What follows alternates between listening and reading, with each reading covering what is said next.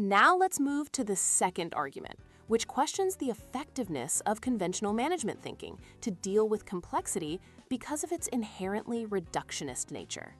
Imagine trying to navigate a modern megacity with a map from the 1800s. You'd see familiar street names, but the map would be useless against the one-way systems, the subways, the skyscrapers. That is precisely the situation businesses are in today.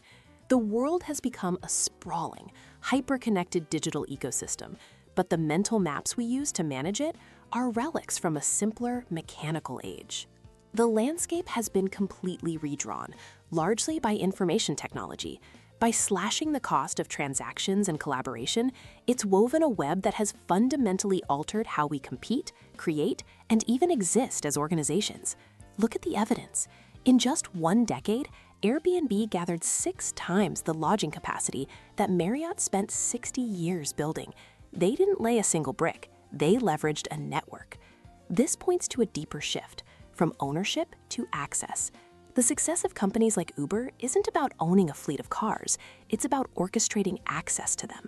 This new logic is everywhere. Production itself has been distributed. For over 20 years, the open source community behind Apache has consistently beaten Microsoft server software, proving that peers pooling their knowledge can out-innovate a corporate giant. The line between producer and consumer has blurred into what we now call a prosumer. General Electric's first build platform doesn't just ask for feedback, it invites outsiders to help design their next home appliance. And innovation no longer stays in its lane. Waymo, a tech company, partners with Jaguar, a car company, to create something neither could build alone. To keep up, organizations themselves are shedding their rigid hierarchical skeletons, morphing into fluid networks that prioritize autonomy and speed. So the world changed, but our thinking hasn't. The core problem is that conventional management is deeply reductionist.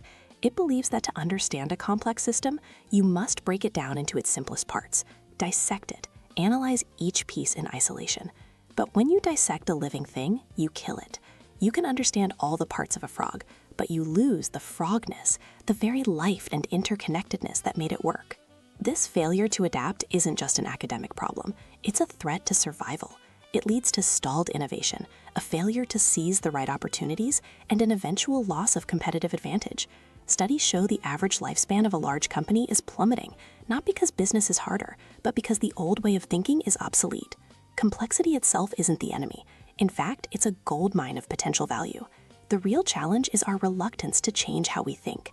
It requires a paradigm shift, questioning our most deeply entrenched beliefs about control and predictability. This means adopting a systems approach, one that sees the organization not as a machine with replaceable parts, but as a living ecosystem. It's about understanding the relationships, the feedback loops, the patterns. Because in today's world, you don't manage complexity by breaking it down. You navigate it by seeing the whole picture.